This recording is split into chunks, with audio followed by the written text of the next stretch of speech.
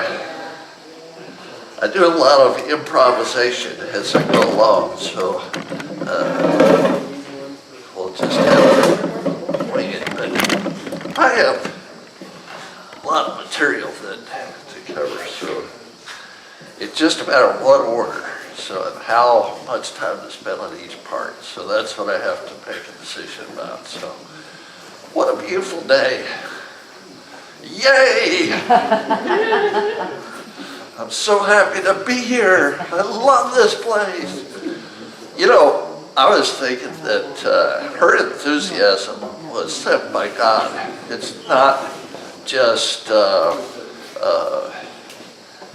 cute thing, but it's to remind you to be enthusiastic. So, I'm grateful. Yeah, so let's say a prayer of thanks to the Lord and for being here. And Heavenly Father, we thank you for this day. We thank you for this place and this group of people. As our brother Harper said this morning, it was a divinely appointed moment. And this is a divinely appointed moment. You called us to this place, Lord, that we might receive strength, that we might be invigorated and filled with hope, and that we might see the brightness of this gospel shine in its glory. And Lord, we pray that that might be the case today, that your good spirit would have its way with us, and that you would enthuse us, fill us with hope, and give us a vision of what could be.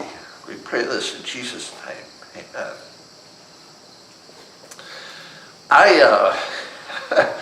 This has been a journey over several years, and I keep adding material, and it started off with evangelicals because they were the ones that were coming after us so hard, and I thought something has to be done because there are answers to every one of these issues they're raising. So I started digging, and 30 years ago, I was staying up till 2 in the morning, studying many times. I don't sleep much. In fact, last night I slept about an hour and a half, 2 hours. And I just don't sleep much. I just never have. And so I have a lot of energy. I was one of those hyper kids when I was in Sunday school in Austin, Texas, and one of my teachers quit. And she said, "It's because of you," she told me years later, "because you're the hardest kid I ever had to take care of. You were the worst." And so here I am, the worst kid in Sunday school, teaching the class. So that's kind of a turnaround, twist on things. I had a heart for, I said, our people need answers. Now, I've got some facts. I've got lots of facts. And I don't want to start off with the facts right now. I just want to start for a few minutes about relationship and what we're about and what we're here for. So you won't need to take notes yet, but later on it's going to get heavy with facts. So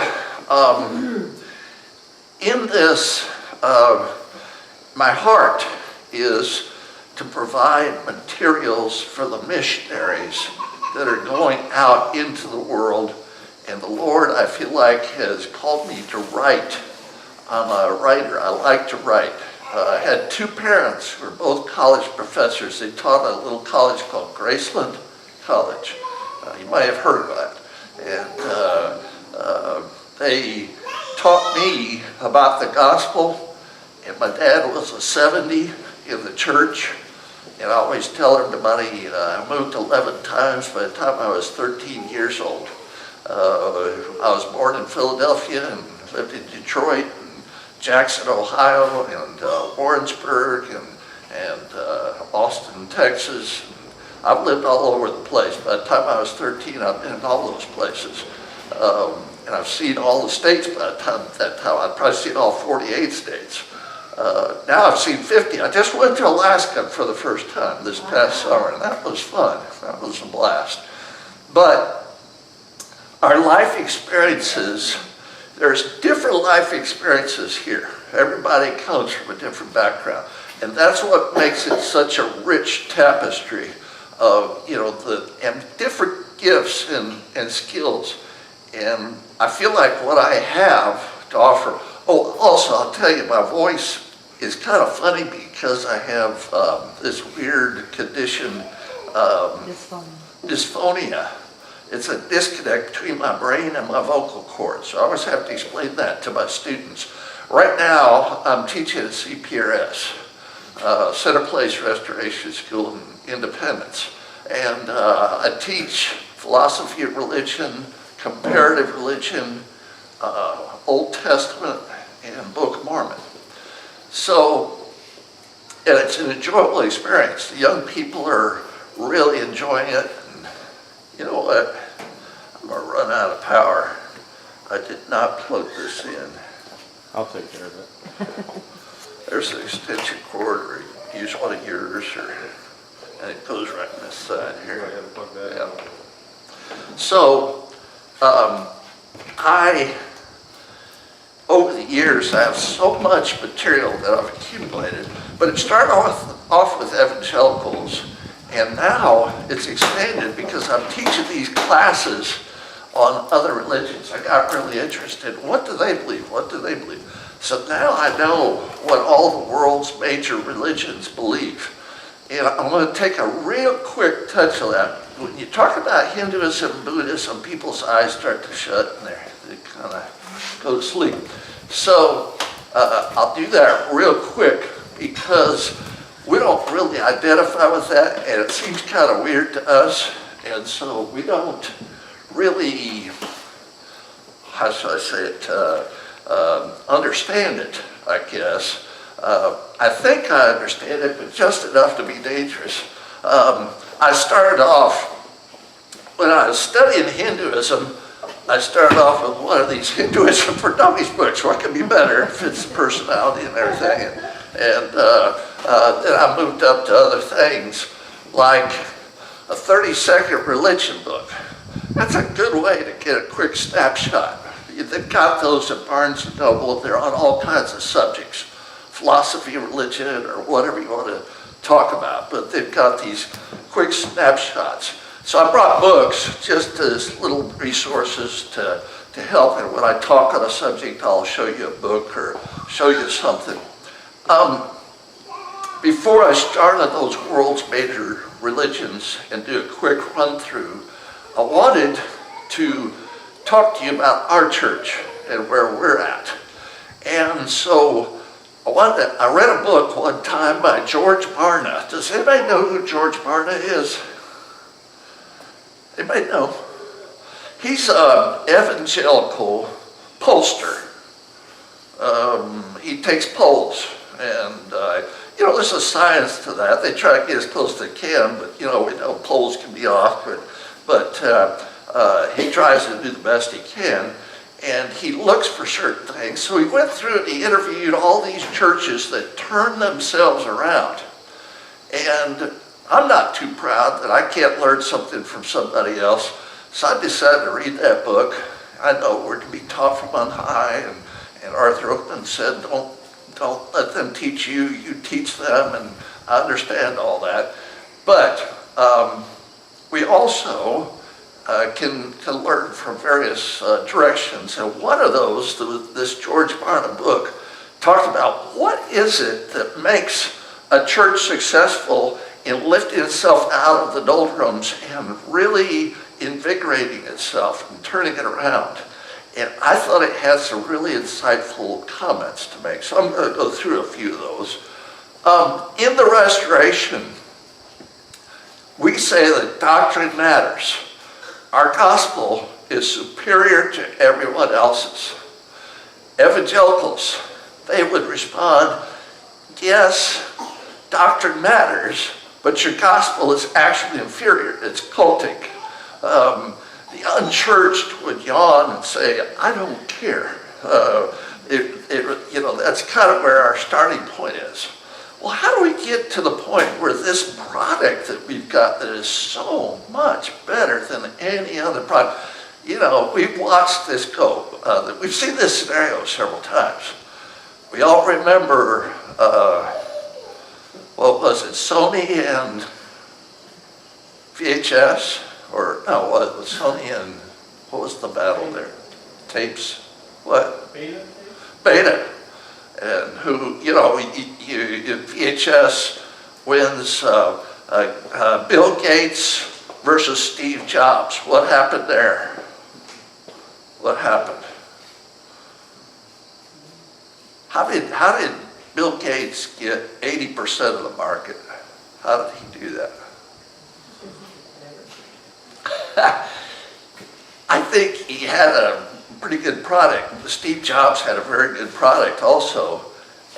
But Gates said, I'm going to let you clone my computer. You can clone our system and you can make copies. You're free to do that. And Jobs said, no, mine's so good, I'll sell it and I'll get most of the market just by being superior to yours because mine's so much better than yours. Well, who won the market share battle? Yeah. Well, that's the practical issues that churches face to some degree. I know there's the Spirit and the power of the Lord and everything, but there's also common sense about how we approach things. And so I want to just talk about reason. What makes sense? So it says here, when the mission of the church, this is Mark Middleburg, gets reduced to keeping the sheep in the pen happy, the mission is falling woefully short. What do you think of that? Is that true, or, I mean, I think it probably is. Yeah. All right. Somebody else want to read this instead of me just reading over this loud PA system, or do you want me to read it? What's best?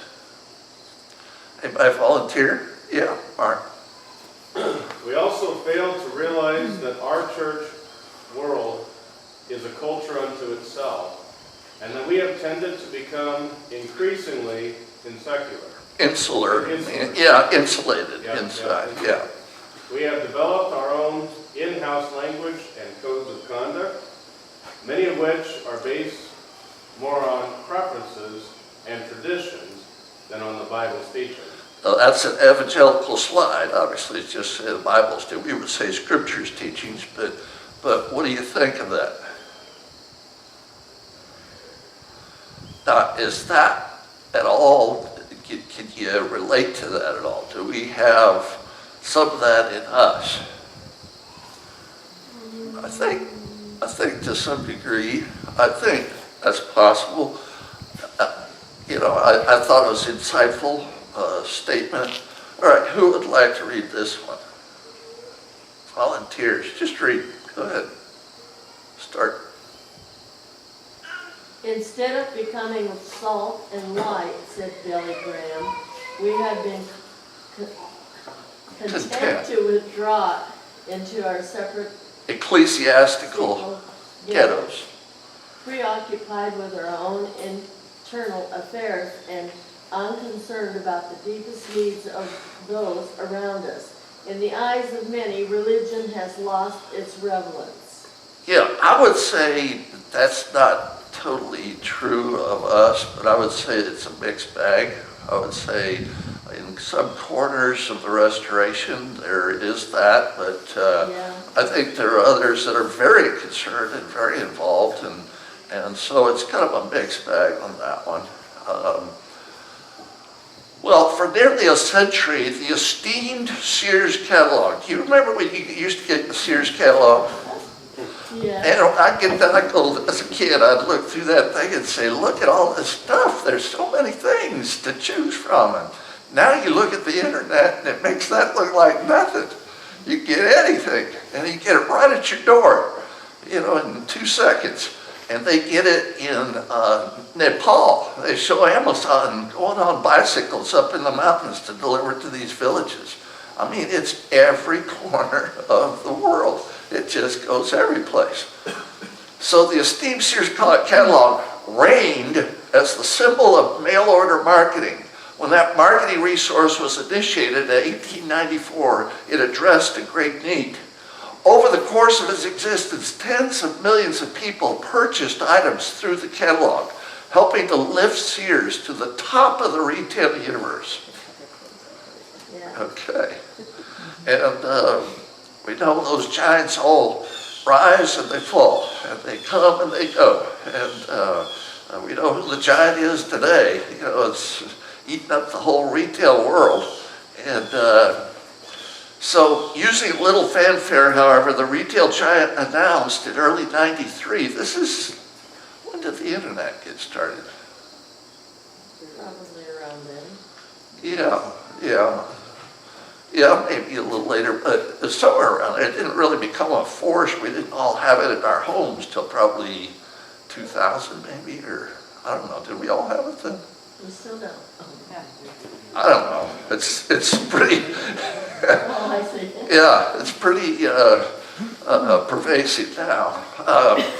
But it would cease to be published. Indeed, the catalog was now a historical relic for Sears, an indication that what worked well in one cultural context was not guaranteed a similar level of success in a different context. Now, if I put up a tent and I begin to preach in the middle of the city, in the 1940s, I'd gather a crowd. You'd have curious onlookers who would say, what is this about? Or they see a flyer and they'd come to it. And if I do that today, my odds are not as good because they're in stores playing video games or looking at Amazon on the internet and shopping there in their living room, in their underwear. I mean, you can literally sit in your underwear and do your job now. I mean, in your living room. I mean, it's a different world. It's a totally different place. So what works well for us as a church? While many churches grow, other congregations pursue business as though they were living during the days of their grandfathers. Many professional clergy have chosen to follow the models of ministry that were popular centuries ago. Now I realize that we're talking about mechanics here, and that kind of turns a lot of people off. And I don't mean to do that, but we're talking about practically how do we approach things? How do we do that? How do we reach out? How do we become a turnaround church to turn things around? When a mature church accepts change, it tends to be incremental rather than revolutionary.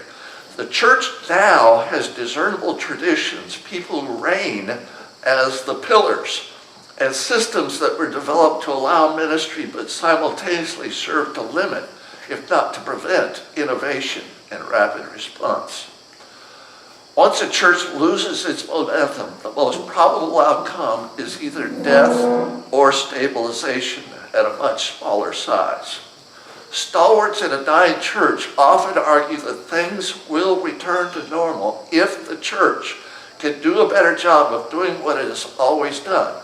In a dying church, change is viewed with alarm because it simultaneously represents an admission of failure and the recognition that the future will not be identical to the past.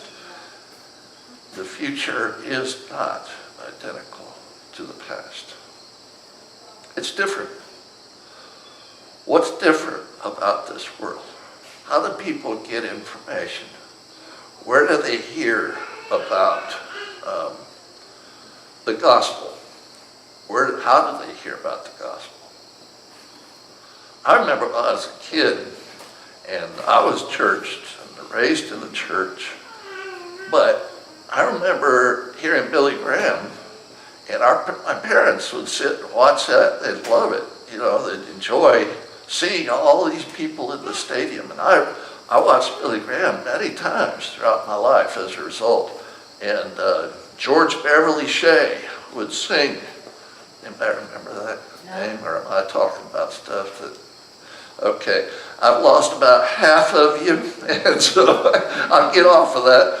But I remember that, and I remember that it made a real impression on me, and it was very interesting to listen. And I looked at all these people in the stadium, just rapt attention, just listening to everything that was being said. And I think, what can we do as a people to be a turnaround church? Now, I don't have to do what they do. I don't have to do what everybody else does.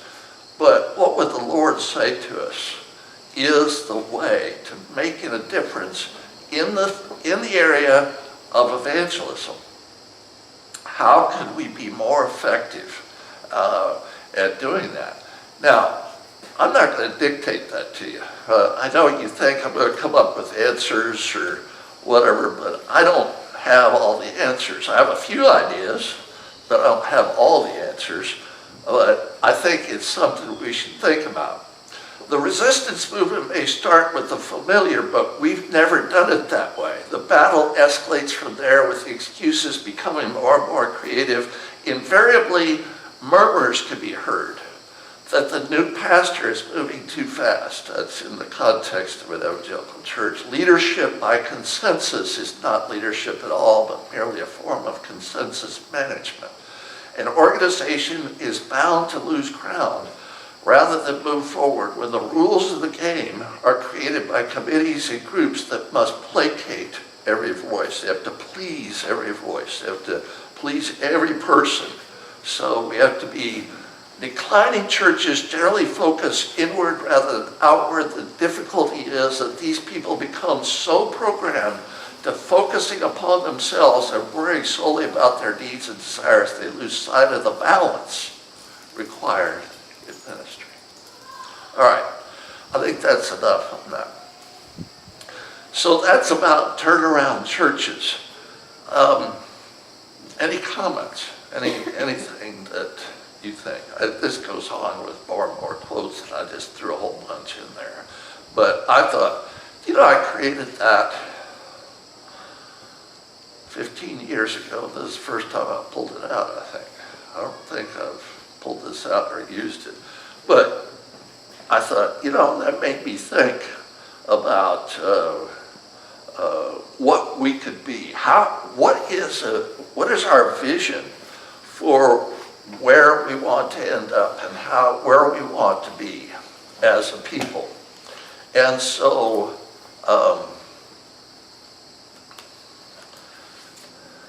now, that is just, we're at 10:09. This ends at 10:40. Okay. So, comments, anything? Yeah.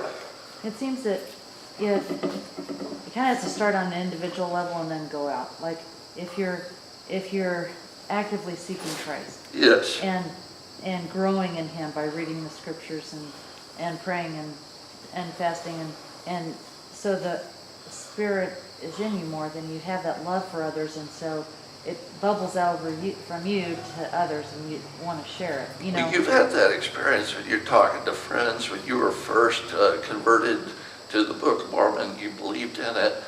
You would share it with adult friends, and most of the time, what kind of reaction would you get? You were enthusiastic. You were joyful about it.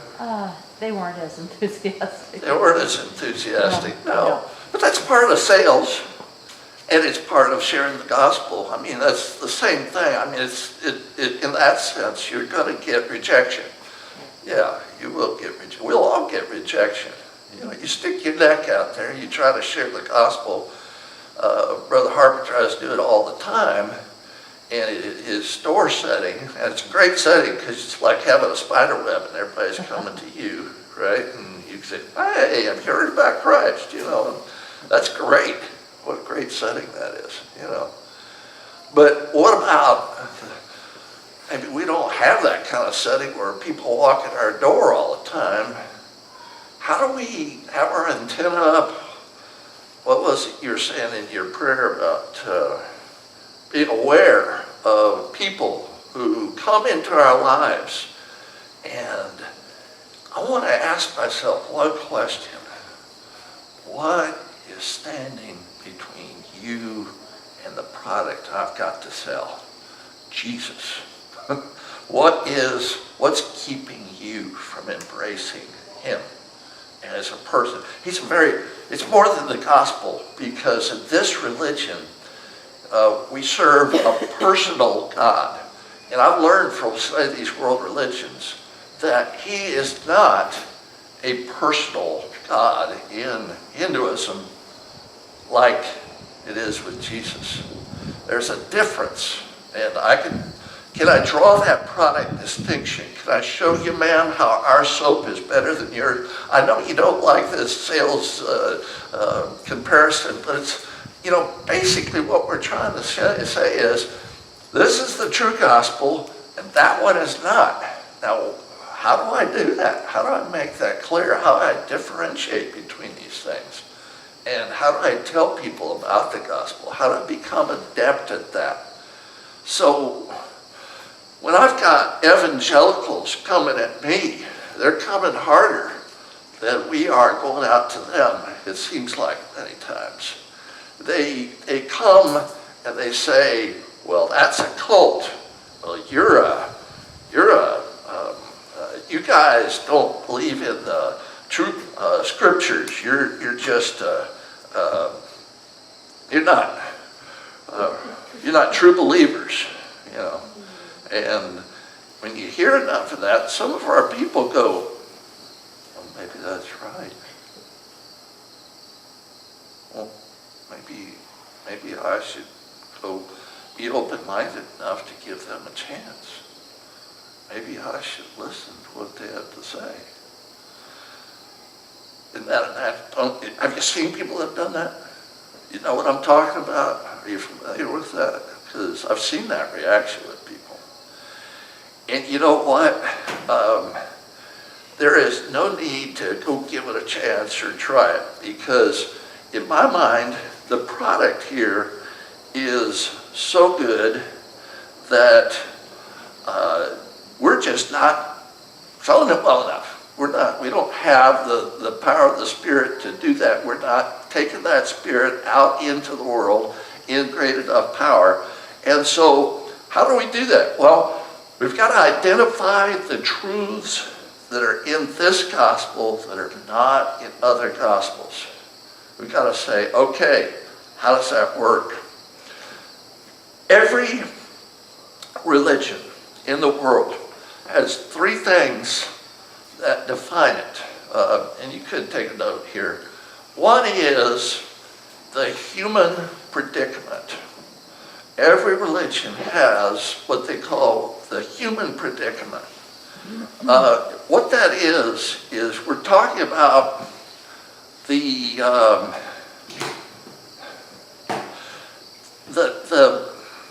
what is the problem with humanity? What is humanity's problem? Every world religion sees it differently. Okay.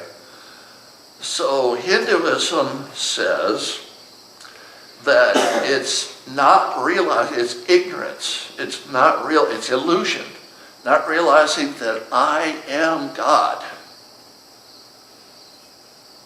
in an embryo, that I am God. Buddhism says, no, the human predicament is craving for things and worldly attachments. And when I can achieve, I don't want anything at all. I have no desire for anything. Then I've achieved nirvana or peace or bliss. Islam says it's absolute submission to the will of Allah. It's submission to his will. And absolute submission, just giving in total surrender to Allah. And it's a religion of force. I learned that from just studying it. Judaism says if the world would just embrace the Torah, if it would just implement the first 5 books of the Old Testament, the Pentateuch, what we call the Pentateuch, If it would just do that, we could fix things. All right, Christianity says, well, the problem is sin. We've broken the law of God. We are sinners. We need to recognize that, our sinful condition. And the only means to get back, to get right with God, is through the intercession, the blood of Jesus Christ, on our behalf. And without that, we'd be lost forever. But we have to have that, and that's the human predicament. Now, the goal is the second thing. So I said human predicament is first. Number two is the goal. The goal of Hinduism is to separate myself from the world to such a degree that I become one with the Brahman, with the supreme soul of the universe. The universe is God. With Buddhism, it's to achieve apathy, total apathy. Do you want to go to the movies tonight? I don't care. Do you want to go to see a beautiful place? I don't care. Do you want to go socialize with people? I don't care.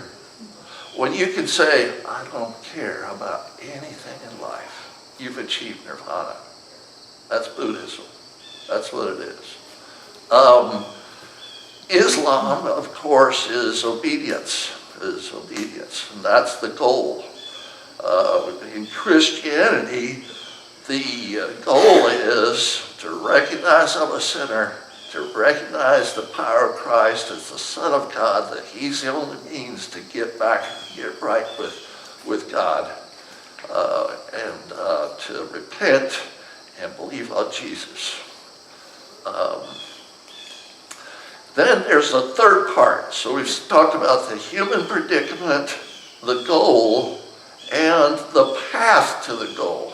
Okay, and I've just kind of covered that already. I mixed goal and path to goal already.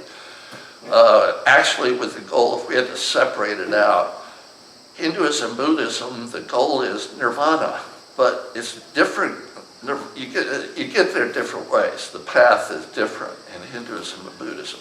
In Islam, it's heaven, and that's through obedience, and that's through being a warrior for Allah, and even if it's jihad. And Judaism, it's embracing the Torah, but the goal in Judaism kind of varies. It's all over the board. The Jewish people, how many Jews are there in the world? 15 million, not as many as there are Mormons. About the same. Mormons are about 14 million, something probably at this point. I lose track because over the years I don't keep track of everything, but yeah, it's about the same. How many Nobel laureates, by the way, just a digression, but in America are Jewish, have been Jewish? 40%. How many Americans are there?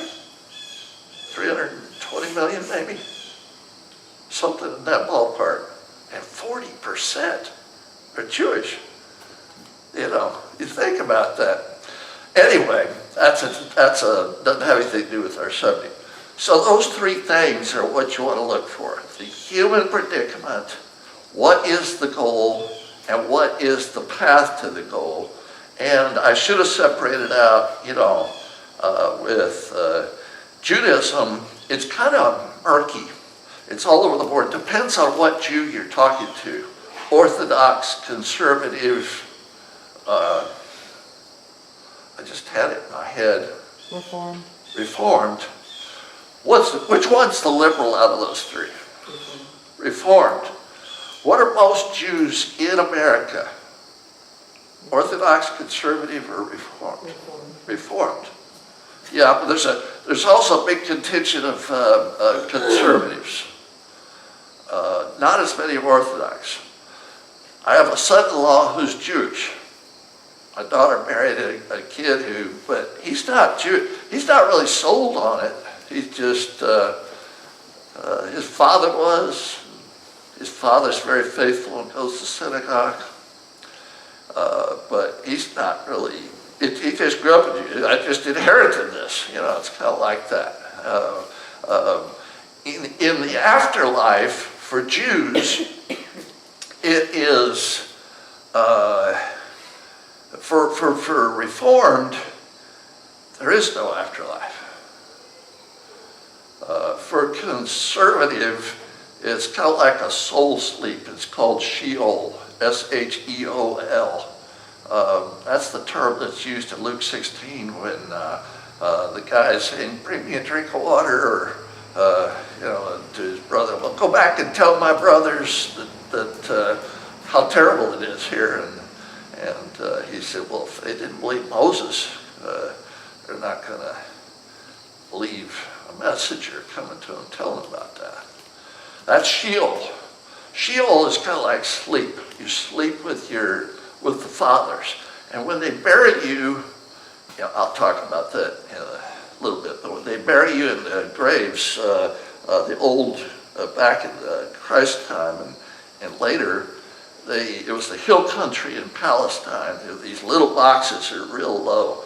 The homes were built in Palestine, were built with these, they were kind of dark, and they had these pillar houses, they call them, the little, they hold them up, kind of low roof, and just enough to get in there, and that's how their graves are.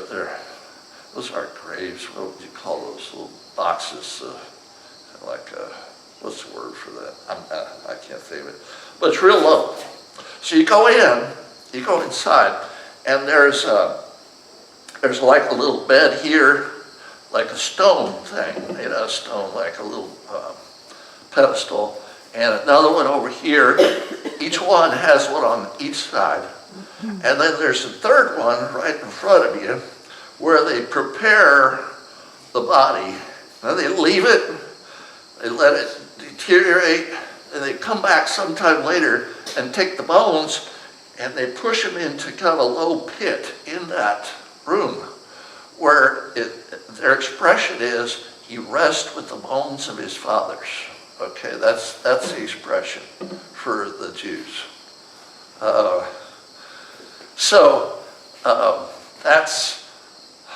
That describes in a nutshell human predicament, goal, and path to the goal. So every religion has that.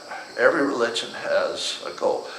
The goal for the restoration would vary just a little bit from the rest of Christianity. How would it vary? How would that be different?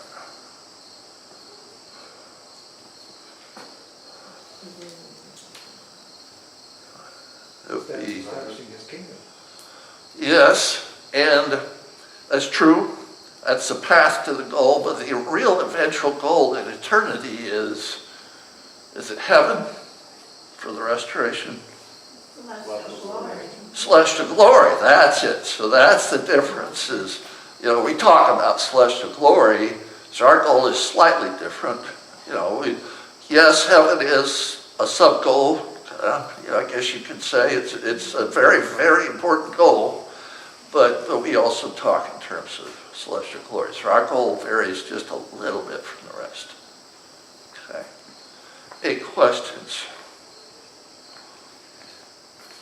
All right. Yeah, of course. I was talking to a Jewish and he said, life after death, he said, well, we can or we can't. I mean, we can believe in it or we don't have to. Yes, among Jews, they're very, very accommodating of the culture around them. So with Reformed Jews, they tend to say, they don't feel strongly about it, but they don't really have any evidence. The problem was that in the first 5 books of the Torah, it doesn't really talk about the resurrection. They just say it's not anywhere there, or an afterlife, or much of, it doesn't talk about much there.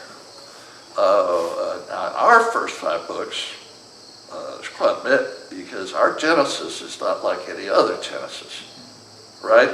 I mean, it's just totally different. I mean, very, very different. I mean, not totally different, but very, very different. With the Jews, some do believe in an afterlife. Some believe fervently in an afterlife. More the conservative or the Orthodox. You'll find it more with them. With Reformed, it's like, I believe in evolution. I embrace it fully. I believe in, I don't really know that there's a life after death. It's very, very liberal in its perspective. So it's very accommodationist. Reformed was started in the 1700s. It didn't exist until Europe. And all the Jews were concentrated, most of them, in Germany, Poland, and Russia. That's where you get the Ashkenazi Jews. That's what's called Ashkenazi Jews, is European Jews. Okay, and that's where they started the Yiddish. What's Yiddish? I'm getting off base here, but it's just an interesting thing.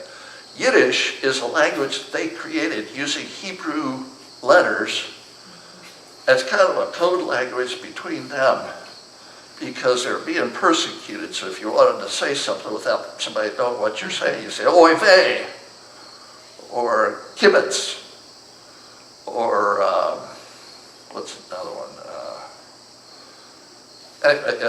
Nash. Nash is another one. Or there's just a lot of Yiddish expressions that they came up with. And so some Jews believe in, so in the 1700s in Europe, the Reform movement started.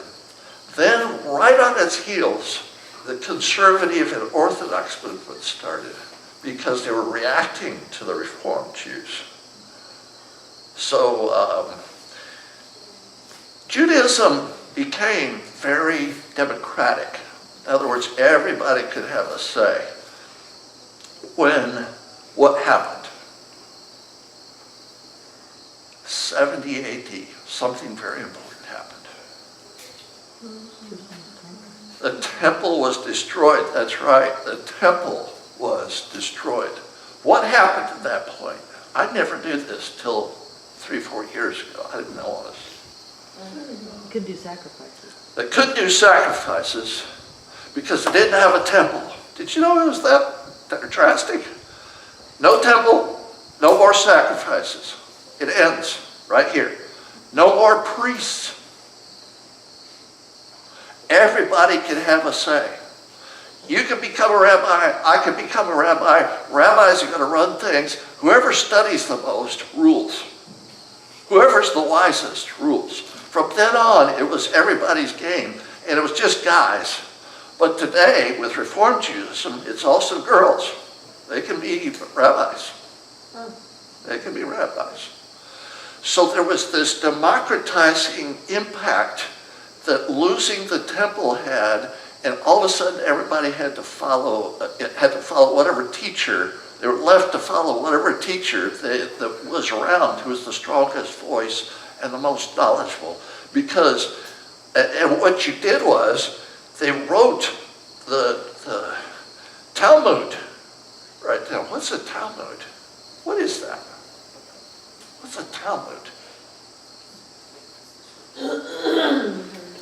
Okay, what's the Torah? Let's start with that. Yeah, it's the first 5 books. So it's what we would call the Pentateuch. Torah is Hebrew for the first 5 books, and Pentateuch is 5 scrolls. Penta and Tuch. Tuch is a scroll. So that's Greek for 5 scrolls. So, same books. That's the Torah. Back when Moses was on Sinai,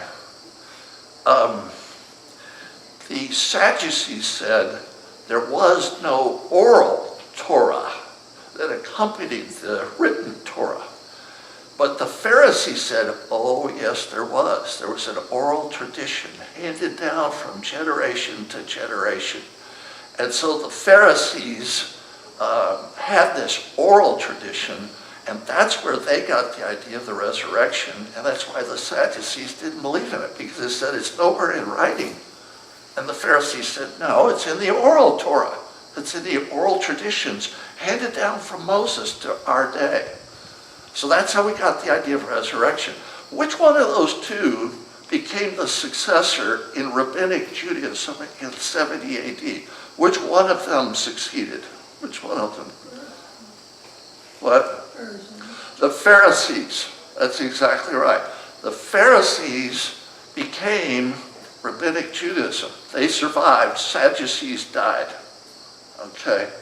And it was very democratic. In Jesus' time, the Sadducees were the aristocracy. They held the high positions. The Pharisees were lower. And, but boy, the Bible, after the New Testament, the Jews say, we didn't have any kind of reputation at all. We were the worst and the scum of the earth because of the way that the New Testament portrayed us. You know, they say that's how we ended up looking. But that's what became Judaism as we know it today. It's the Pharisaical tradition is rabbinic Judaism today. Well, right in 70 AD, there were all these wise rabbis, and they started writing interpretations, writing down this oral tradition. They came up with 6,200 pages of opinions about what the Torah means. So you got 5 books you're interpreting, and there's 6,200 pages to interpret the 5 books. That's complicated. And they kept all the minority opinions in there too. So it's every opinion of every wise rabbi, majority or minority, because they said later on somebody might come along and be wiser than us and want to know what the minority said. So they kept a record of that too. So it's 6,200 pages is the Talmud. So that's what you got in Judaism. Now there were 4 sects in Judaism. There was the Essenes. Who were the Essenes?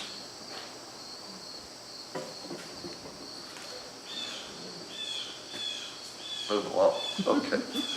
I'm always looking at her and she always does this. All right, whenever it's time. The Essenes were an ascetic community that withdrew up into the hills because they thought the rest of the Jews were not doing right by the ordinances and weren't administering everything correctly, and so they withdrew. There were the Nazarenes. Who were the Nazarenes? Who were they? Christians. Jewish Christians. That's what the Jews called them, was Nazarenes. There was a third group, the Pharisees, and fourth, the Sadducees. So you got 4 groups that are during Christ's time and after that, immediately following that time.